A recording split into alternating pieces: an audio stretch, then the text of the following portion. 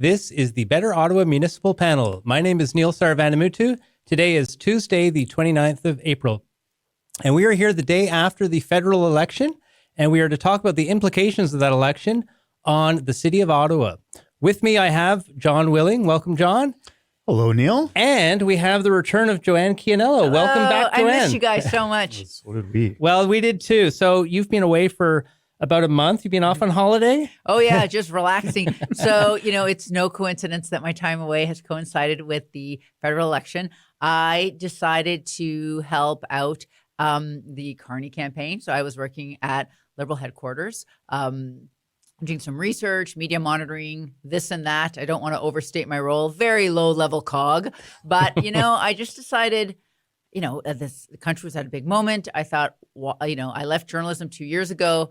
Of course, you'd never be able to be involved in politics in that way. But I thought, why did I leave to sit on the sidelines? And so my main goal was I will not be living in a country where Pierre Poilievre is the prime minister. So to me, I think mission accomplished, everyone. And not only that, but not only just not the PM, but not even an MP. So yeah. I'm pretty happy about that. I'm pretty sure we're going to talk about that. To be continued, though. Yes. We don't know, right? Yeah. Well, we'll see. He's not an MP now. Not right now. No. But actually, Joanne, just to come back to your point about, like, as a former journalist, where you could never possibly express an opinion, right? Although you did have many opinions in your... Yeah, I always said to people, like, if you cared how I voted, I don't know why. I don't think, especially when I was a columnist, I don't think it was a surprise that I leaned kind of, center-ish, left of center. And, I was helping Catherine McKenney's NDP provincial campaign earlier this year, which I think is great because I don't think, some people are very much partisans. Like, they're liberals, are going to be liberals their whole lives. I certainly voted Liberal this time around, but, I don't think that everybody is necessarily a person who just votes one way all the time. And I think that's good because, I think leadership and platforms and individual candidates matter. Right. Okay. So let's talk about the big local story. So first of all, the numbers as of time of recording, we have, what is it, John? Yeah, I'm referring to the Globe and Mail side here too. So right now they have the Liberals holding 169 seats. So to remind listeners, it's 172 seats to form a majority. Conservatives have 144 seats. And it sounds like they have 99% of the polls reporting. So we're still waiting for numbers to come in as we're recording the pod. Some are so close, though. So close. Yeah, okay. Yeah, dozens. Okay. So let's talk about the big local story, which was out, here in Ottawa and in the ward of, or in the riding of Carleton. And in the country. That is this is the most exciting race. Yes, where we had a Liberal, Bruce Fanjoy, beat Conservative leader Pierre Poilievre. So, John, let's start with you. Were you surprised with those results? I was surprised, and maybe Joanne will have some... Who told you 2 weeks ago this might happen? Joanne might have some internal more intel to back up the win, but I thought for sure Poilievre would the voters would come out for him. He's been there for so long. He's obviously a known entity in that part of the city. So I thought they'd come out and put him over the finish line, but obviously that didn't happen. So what happened? Look, and Joanne could talk to this. I'm sure volunteers swarmed that riding. Yeah, I was there for 3 days. You were there? Straight, yeah. Yep. And he received donations, not just from the riding, from all over Canada, and I including me, including from yourself. So there you go. And I remember reading an Ottawa Citizen story where they quoted someone from social media saying they live on Vancouver Island, and it was the first time they voted to any political campaign, and this person decided to put his or her money to Bruce Fanjoy. So there was a lot of things at work. Also, I think, Bruce Fanjoy started this in 2023. So he started at a time when the Liberals weren't yet quite in the dumps, but didn't have a hope in 2024. Yeah. He was acclaimed. Nobody wants to wants to run for the Liberals in Carleton riding. Yeah. And so, but that gave him a runway too. And he got his name out there. And I think that prep helped him last night. Yeah. So Joanne, were you keeping an eye on that race? Yeah. So, okay, a couple of things I want to say. One, on a logistics point of view, that riding was redrawn. So many of them were redrawn. And so it had a little bit more Stittsville in it. So it had a bit more urban area that tends to vote more Liberal before it was more rural. So it was more conservative. A couple of things happened.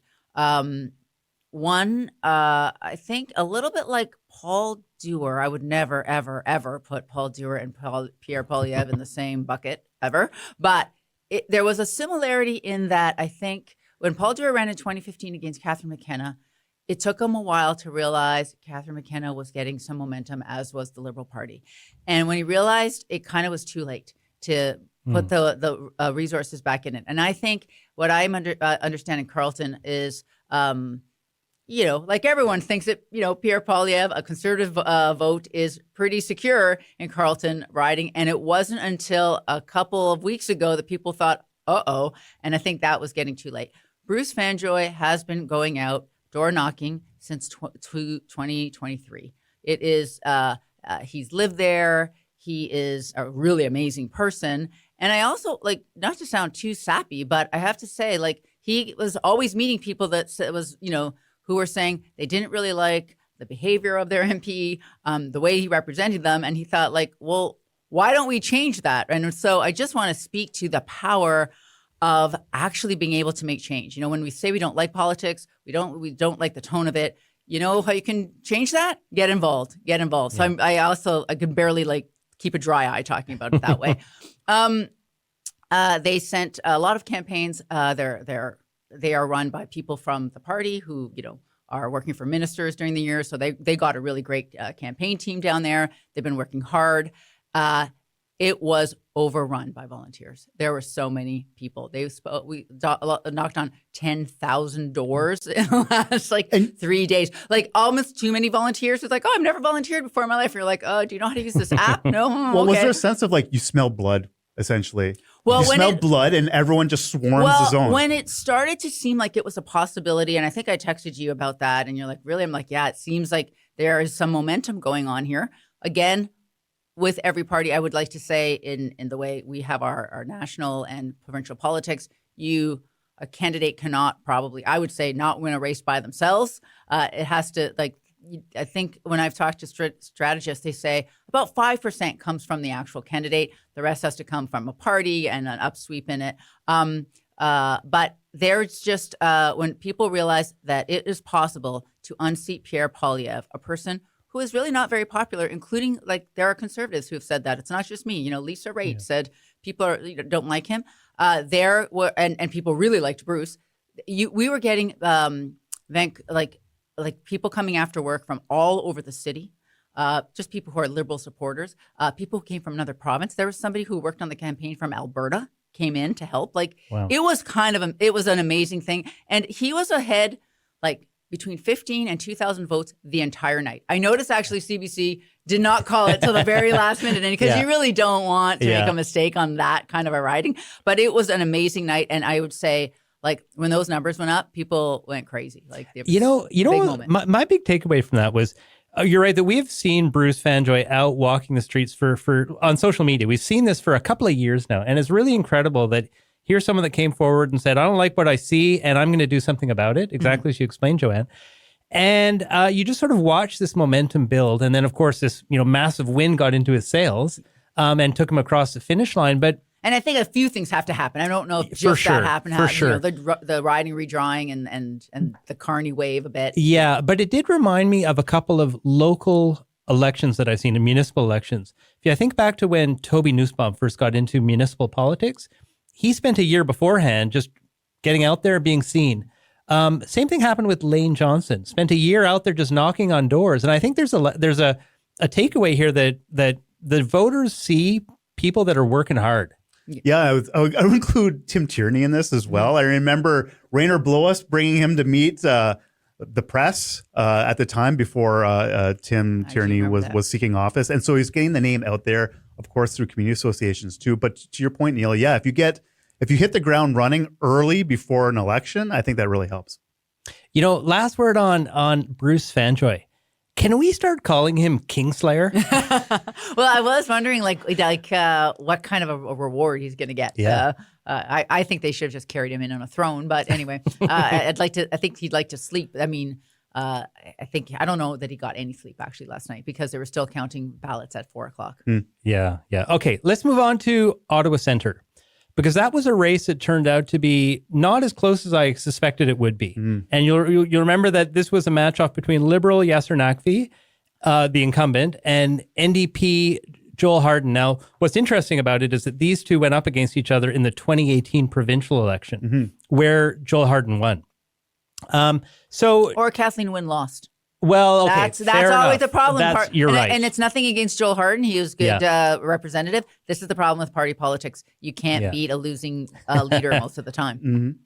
Well, yeah, and so like let's talk about the numbers for a second. So Yasser Naqvi at the time of recording this pod had 62% of the vote of the rate, which is and Joel Harden had about 20, which is a steamroller effect by Naqvi, and I did not expect that at all. I thought it'd be a lot closer. I live in Ottawa Center. I know we live in Ottawa Center, Joanne. I did not actually. Oh, you live in Ottawa West Nepean? No. I live in Ottawa Center, but I did not think it would be. Oh, I thought it would. A little bit closer, but I did think that poor Joel, because the NDP was going to be kind of steamrolled. Yeah, I thought he was going to do a lot worse than people thought, even though he's very well known. I thought he would do better than 20%. And I saw just the signs around the riding. I thought were signs. Don't I don't look. Well, I saw there's no signs of the signs. We talked about this for 10 years. I saw some homes with both a Naqvi and a Harden sign on it. Actually, that's nice that for was dinner. Pretty funny. But I thought Harden had a little bit more of a win behind his sails because of what he's done at the province. But I think Naqvi rode that, as you call it, the Carney wave, and what was going on in international politics with the U.S. And I think you saw the numbers. What happened there in Ottawa Center? The numbers bore out because of those issues. Yeah, and I think that unfortunately, well, for Joel, I think he was a victim of the long shadow of Trump. Right? I mean, if it'd be interesting. But also Carney, like people in Ottawa Center, and even if it wasn't for Trump, I'm going to argue the people of Ottawa Center like a guy like Mark Carney. You like a guy like Mark sure. Carney. Go on. Well, I did work for him once. Yeah, actually. well, there you go. And so we can talk about that another time. But I also think that if it was Trudeau as the prime minister, then we'd be talking a different thing, right? But even actually as Mark Carney as the prime minister, with Trump, even without Trump, I don't know. And I also would say Joel has lots of support. I don't think he is the kind of widespread belovedness of like a Catherine McKenney in that sure riding. Okay. Well, let's move on to other local races. So John, can you just tell us about some of the familiar faces that were returned? All of them? Yeah, they're all the names I'm going to say are Liberals right now, because that's what happened in the city of Ottawa. So we just talked about Yasser Naqvi. There's Marie-France Lalonde in Orleans, and David McGuinty in Ottawa South, and Anita Vandenbeld in Ottawa West Nepean. Jenna Sudds out in Canada. Who am I missing? Oh, of course, Mark Carney is the new face, I guess, in Ottawa and in Nepean. Yes, he'll be showing up in Nepean quite a lot. Yeah, I don't know. Mona Fortier and Ottawa Vanier. Was it Ottawa Vanier Gloucester's the writing's called now too? So all the greatest hits, I guess, are back for another run. Okay. Any new faces, Joanne, other than Mark Carney? Yeah. There's a kind of a semi-city county seat over on the east end.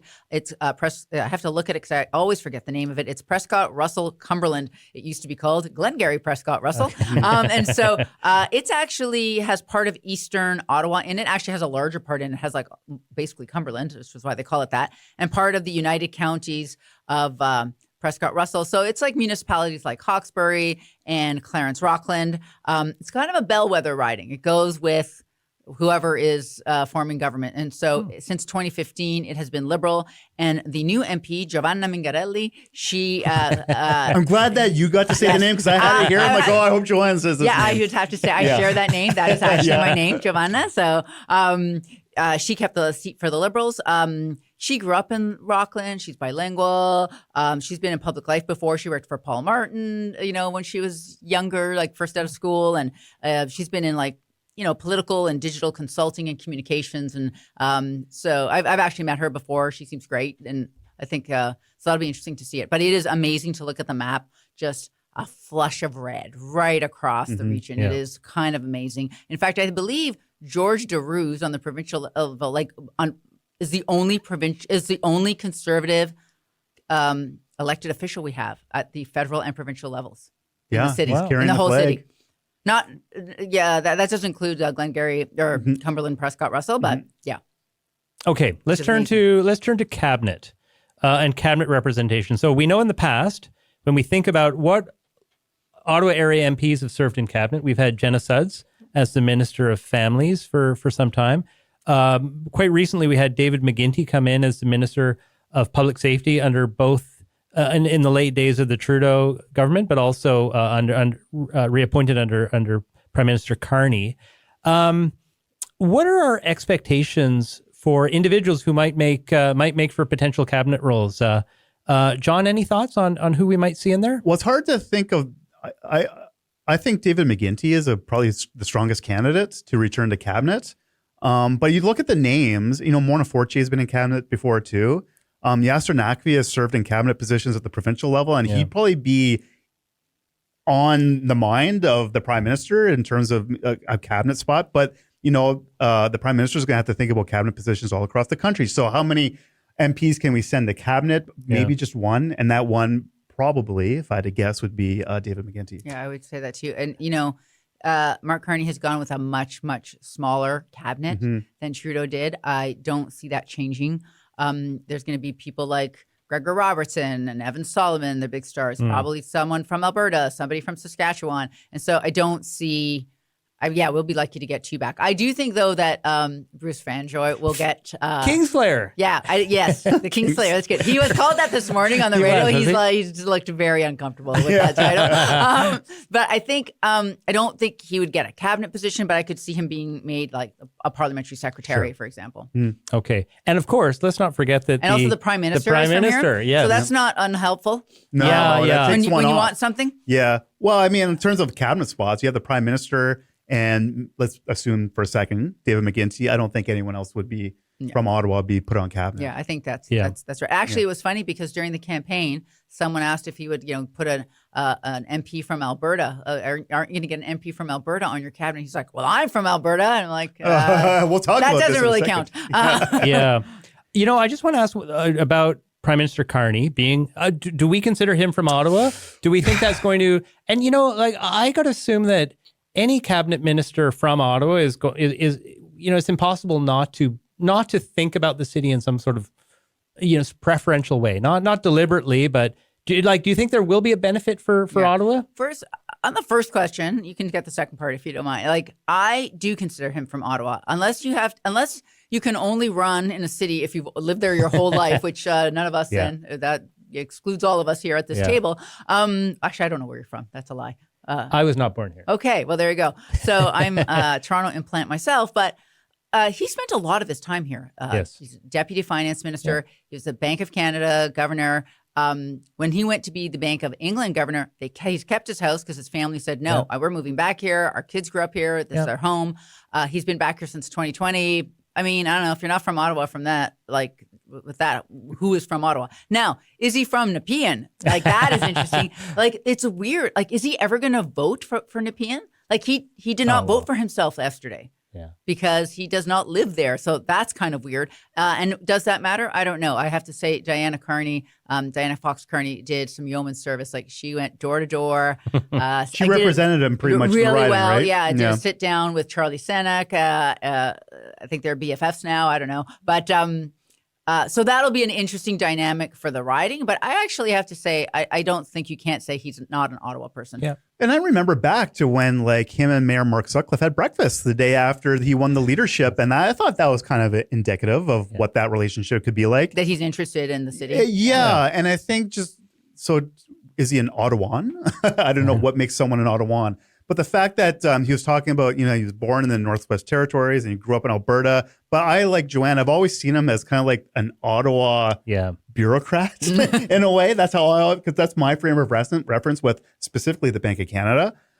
So I think by living here, you learn about the local issues through osmosis. So he would be familiar with the city's transit issues and LRT. Yeah. I would think he knows about the National Capital Commission's project at LeBreton Flats. He actually was pretty interested in the mayoral race because he actually endorsed Catherine McGuinty. Yeah, he was involved in the mayoral race. It was quite interesting, yeah. You know probably about the Ottawa Senators wanting to come down to LeBreton Flats. So I think just by the virtue of living here, you know about what's going on. And the fact that it sounds like Mayor Mark Sutcliffe might have his ear, that's important too. Yeah. Okay. Well, okay, John, you mentioned bureaucrats. And one of the issues that one of the issues that a lot of people in the city have been paying attention to are what will this election mean for potential public service cuts? Okay, because both of the Caps, not cuts, Neil. What does that mean? What does that I don't mean? Yeah, well, what does that that's mean? actually, I mean, that's a very good point, right? Because we've seen these exercises in the past. There have been a couple of them, and we won't go into the details of them now, but there's no doubt that there was a narrative that the public service needed to be either kept at the level it's at, or cut, or something needed to be done to bring spending under control. So what do we know about the Prime Minister's ambitions on capping the public service? Well, cap, that's the word that the Prime Minister likes to use, and we don't know what that means. He's talking about a review of the public service. It means not grow, that's for sure. But does Capped it mean at what? Like, I think Just that, like what it at is now. today's levels? I think so. Or are we going to grow it? Like, he's talked about a review of the public service, number one, right? He talked about a review of the public service. He's talked about efficiencies in the billions, many billions, whatever that means. Using AI, whatever that means. Yeah. And so, like, both the leading parties have talked about looking at the public service. I don't know what that's going to mean under Mark Carney. I have no idea. There's going to be a review. A review can happen. It can sit on a shelf, and the party keeps on governing based on what's going on, their priorities. So I'd say to be determined. Well, I actually have to say there are some numbers put around this. Whether they are realistic, I do not know. But so one of the things Mark Carney spoke about during the campaign was that the operating part of the budget was growing at 9% a year. He wants that down to 2% a year. That is dramatic change, and is looking for, operational balance, of like in 3 to 4 years, or no, around 4 years from now. So that is a major change. And I think a lot of people are going to be looking at that. We will see if that is doable, if it's doable at all, and if it's doable in a minority government. Mm-hmm. Right. That minority question is a big one. I mean, I think that, a 2% growth is essentially, let's call it inflation, right? So it's saying level of government will stay the same other than inflation. But then Somehow be more efficient and more streamlined. And so I think of words like Phoenix when you think about, bringing all the government services together. And I have to say, that IFSD, when our friends over at the Institute of Fiscal Studies and Democracy, when they reviewed the platforms, that is one of the things they point out. They like the Liberal platform the best, but they'd say these undefined efficiencies. And I've never known one platform ever to like in every election I've ever covered that did not have some of those. I don't know. Efficiencies? Yeah. I mean, it's a great word, like optimization, efficiencies. I mean, people all, when we are skeptics around the table, and I always say it's a cut when you talk about efficiency, and that's what they are. You're trying to roll money back from the resources that you have. So, like I said, I don't know what's going to happen. But this being a public service town, that's probably the biggest issue. That's probably the biggest issue in the city. Right. And I think it's fair to say that with a minority government, the chances are that any public sector reform will be fairly limited. And I think there'll be some people, certainly of my vintage, who'll be probably disappointed to hear that it will not include buyouts. Buyouts. Yeah, I don't think that is happening. Yeah, I think that's off the table with the size of expected cuts. Okay, let's turn to the question of housing. And now the Liberals introduced quite a comprehensive housing plan. It included no GST on homes under $1 million for first-time home buyers. It included standing up a new public builder, Build Canada Homes, I think focused on affordable homes and also on really getting the modular industry going. Mm-hmm. And number 3, Mark Carney loves mass timber. That I can tell you from inside scoop. That's he all really, they talk really about likes is mass timber inside the park. He likes softwood lumber from BC and Quebec. All right. Now, there's also talk about development charges. Those would be cut in half somehow or other. Now, but of course, also, I think, given that, unlike the Conservative platform, I think making the city whole on those. Right. Yes. Although I don't know how it works either. Yeah, we don't know how it works. And it does create a bit of a perverse incentive, right? Because as a city, seeing this coming, you should say, well, let's keep ramping up development charges so that we get half of them back, right? Go back, yeah. So what's going to happen locally? All things like equal, okay, on that. So what does it mean for the City of Ottawa? I think the federal land is where the difference maker is in the city. Yeah. What kind of federal land can we unlock to make these developments happen?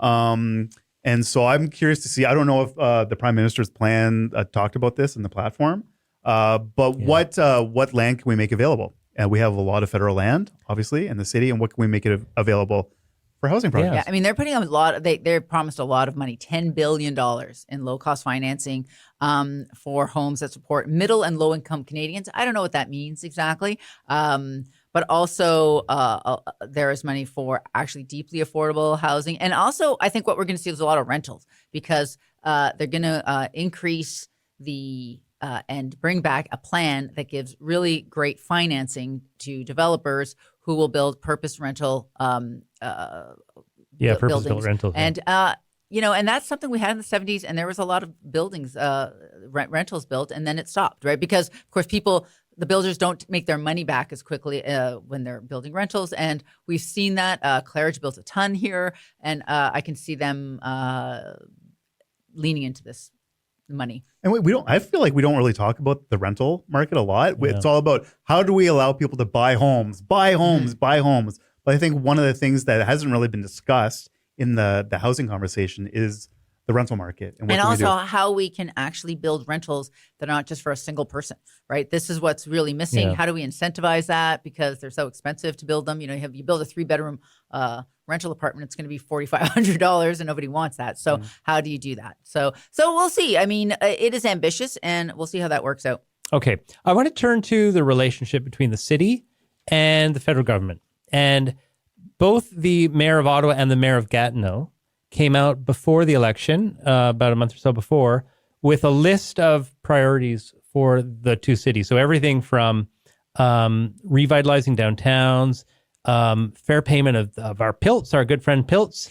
Oh gosh, Take it away from them. We cannot go an episode without saying Pilts.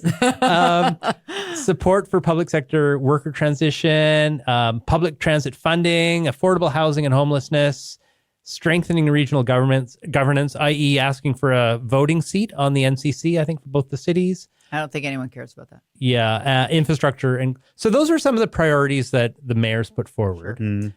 Do we, is the federal government paying attention to this? Okay, well, no way they're paying attention to regional representation on the NCC board. Also, both the mayors are already on that. So, well, they don't have the votes, of course. I know, but and that'll be an interesting also that relationship because Toby Nussbaum, who is the CEO, is I think an associate, let's say, of Mark Carney. I know that his term was extended, but if it was going to be a conservative government, how is that relationship going to go? I don't think it was going to stay there if it was going to be a problem. I don't think it's going to be a problem now. So it'll be interesting to see how those issues get moved along. The development of Le Breton, as John said earlier, the Sens wanting to come down to Le Breton Flats. Mm-hmm.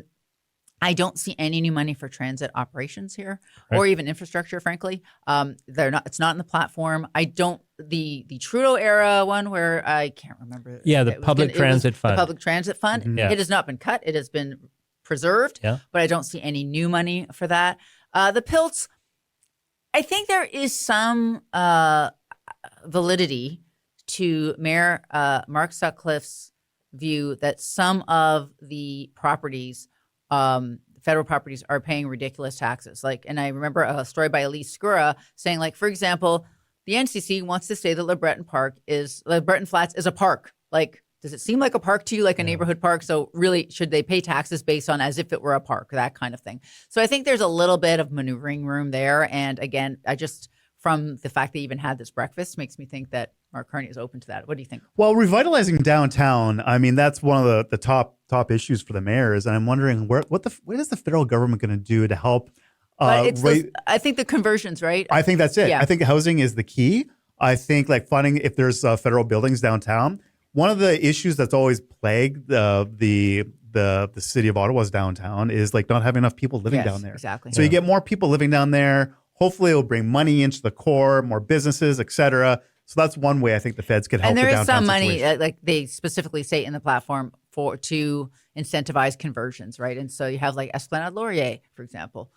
Yeah, but that's that's a really strange situation because we got the public service that a couple of years ago was downsizing its office space and is now bringing everyone back to work, and we're having these office problems. And so how much? There's a few properties that have been identified that maybe they won't be expanding as much anymore. I don't know. Yeah, it's actually true. And this is, I think, the flux of not knowing what is going to happen has stopped people from actually making any change. But I actually have to say I'm pretty sick of hearing about vague, like how we're going to, revitalize downtown. I was at a summit for the city last week, and I have to say, no offense to the people who are running it, but we just keep talking in generalities about things, and I'd like to hear some specifics of what's going to happen. Okay, well, on that note, let's flip that around. So we heard what the mayors were asking of the federal government. The federal government has been asking certain things of those two cities also. Now, not quite as openly and as directly as a joint letter, but if you remember in the dying days of the Trudeau government, there were a couple of items that came up through, I think it was the fall economic statement, where money was put, and this was seen as for the region, seen as an evident priority of the federal government. So we had, for instance, money to study a new bridge crossing at Kettle Island in the East End. We had money to study the Gatineau tramway on the Ontario side. So all the preparatory work has been done on the Quebec side. The Quebec government has put forward money for a tram to go from Aylmer through downtown Gatineau into Ottawa onto Wellington Street, right? So a third priority for the federal government, in addition to the bridge and the tramway, is Wellington Street itself. We've talked about that before, and that would mean having to close it both for security reasons, but also to accommodate this new tramway. So I think if I were to say what are the federal government's priorities for the city of Ottawa, I would say those three are where they're putting their money. And so I'd be curious to think if we'll see any sort of advance on those three topics. Well, it'll be interesting what the budget says, because this is despite people wanting to paint it as a Trudeau era government, and there are certainly some overlaps with that, but this prime minister is he talks about infrastructure all the time, and so you have Stephen McKinnon from the Gatineau side back on in government, probably on cabinet. He's a big supporter of the bridge, so I can see the bridge getting some momentum there. Politically, always tricky, that one, but I mean, the truck traffic on King Edward is not going away, and we're not going to get rid of it, and we're not going to move it without a bridge. So I can see that getting pushed forward. Maybe Wellington, I don't know. I mean, it's hard to know. This government has a huge agenda. It's very national in scope, and so who knows? Now, as John said, we're probably only going to have one minister on locally, so perhaps the other MPs have work to, they have maybe a role in shaping the capital. I don't know what you think about that. Well, I think like the great thing about being Ottawa is that you're the nation's capital, but that can be one of your Achilles heel too, because if you spend too much money in the capital of Canada, it really raises the ire of the rest of Canada. So if you're going to spend billions of dollars on a bridge to help people in the capital, what does that mean for the other two priorities that you talked about, Neil? Now, Wellington Street's really interesting. We've talked about it on the pod before. It seems like there's an interest in general to make that into a bit of a pedestrian space, whether it be for pedestrians or for security of the precinct. So I wouldn't be surprised if I'd be surprised if that just fell off the table. Now the tram, if it did fall off the table, or if it, I would be surprised if it fell off the table. Yeah. But I guess that goes hand in glove in a way with tram, that conversation. But to Joanne's point, it's like they've got a bigger fish to fry right now than a tram in the nation's capital. So I don't know where that sits in the priorities. And it's hard because on the other side, you also have all of the proponents for that. Greg Fergus, Toby Nussbaum, back in. Mark Carney seems very much interested in making Ottawa a capital from what he's seen. So and if he gives Mark Sutcliffe some money for the Pilts, then maybe take over Wellington. Like what is that deal? I think we're going to come to a bigger deal on Wellington and on Pilts soon, and so maybe that's part of it. Could be exciting times. Yeah, and I'll tell you, I think those issues are actually all interconnected. So as you explained, there'll be some sort of big deal, but the bridge is part of it too. The bridge in the East End, because that tramway from Gatineau to Ottawa would use the Alexandra Bridge? no, Portage. The Portage. Bridge. Thank you. Oh, yeah. But where's it going on the And- other end, though? Well, Yeah. okay, one sec. So it would take the Portage Bridge, and it would require 2 lanes of the Portage Bridge, and so the bridge out in the east end, the new one, the proposed new one, would be to maintain the lane space. So there is a connection in between these three Oh, that's three interesting. initiatives. Yeah, I hadn't thought of that, actually. Yeah. And you know what, And also, build, baby, build. build baby. So, build. I will not be sorry Yeah. to never hear that again. Yeah. And we didn't talk about LRT, and that I think those were 3 good priorities, but we haven't talked about LRT expansion in the city. You of heard Ottawa nothing either. about LRT expansion, Well, right? I mean, LRT right. 3 is so far away. I think so, It's so too. far away. Yeah, and it's more of a provincial issue, anyways, right? No, are you kidding? Like the city's like a province and feds, so you have to pay for it. 50-50. 50-50. Yeah, but they hope Yeah. that they want. Yeah. Yeah. Okay. So so that's our thought on the impacts of the federal election for the city of I Ottawa. mean, by the time we're done this podcast, maybe they're having a majority by now. I don't know. Who I knows? keep refreshing just in case we have breaking news on the pod. Yeah. Yeah. Literally this morning it was 167, and then I was surprised to hear 169 from John. Yeah, All but right. it's certainly going to be an interesting times ahead for the city, and on balance, I think it's fair to say that it's from the perspective of the city of Ottawa, it's good news, the way that we're moving forward. Yeah. Speaking of moving forward, next week, now there are a few issues that we've been trying to get at, which we haven't been able to, that hopefully we'll have a chance to revisit next week. So, for instance, the revenue from red light cameras. What a schmozzle that audit is. I was listening to the meeting of it this morning, and you're like, this is so confusing. And it's going to go back to a theme you brought up earlier, and that is, why can city reports not be written so normal people can read them? So, yeah, it was really interesting. So, I'm looking forward So to the talking- audit fund not going to road safety programs, all the money like Yeah. it should be. Except it going kind to, of right? is. So that's the weird thing.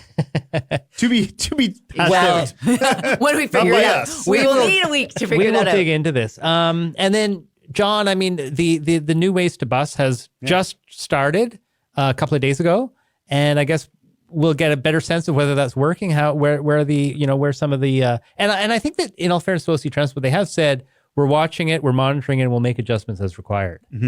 Yeah, it's early days. Yeah. Right? Really early days. So hopefully in a week we'll be able to be in a better position to My find out neighborhood how bus things are going. changed as well. It did. Yeah. Okay, But and I've we not have taken it yet. and so. we have that free weekend of that weekend of free transit Hey, coming up. What? I missed this entire thing in the bubble of Yeah. the war room. What? When are we getting a free weekend of transit? I believe it's this weekend, isn't it? Yeah, it's Coming up? it's first weekend of May, wasn't it? Yeah. So Why? ride the rails, ride the bus around Why is that? to promote the system. yeah. Yeah. Okay. Yeah. I'm I not don't know. going to say no to free transit. Yeah. Yeah. I don't know if the Sens are going to be, we're talking about the Sens and whether Yes. they're going to have a playoff game during a free transit night to be determined after tonight and beyond. But yeah, so ride the rails and ride the bus around the city, Yeah. the great city of Okay, Ottawa. great. Well, I have to be honest. I plan on taking the train out to the airport. Because you haven't done it yet. I have. Well, Yeah, you know I what? did it when I've I- actually been out to the airport a couple of times, and both times I wanted to take the train out, but I just couldn't make it work I was just too rushed. But I'm going to I'm going to maybe even pack a bag and see what I the have done that experience is exact like. Do thing. it. It's very nice. Have you? Yeah, it's a nice ride. And actually, I have a colleague at Strategy Corp who early on, he's like, I bet I took the train before you guys did because he flew in and took the train. So, it's a couple of changes. So, Yeah. but the actual ride on the Trillium Line's pretty nice. Okay. Those trains are nice. Okay. That is it for this week. So, Henry, if you can just move us over here. Thank you. There we go. As always, if you have any comments, please let us know what you think. You can leave those on Substack. You can leave them on Apple Podcasts or on YouTube, wherever you find us. I want to thank all of you for joining us. I want to thank our panelists, John, Joanne. It's great to have you back. Great to be back. And I'd like to thank our producer, Henry Allen. Henry. Thank you, Henry. And we will look forward to reconnecting with you all next week. Thank you.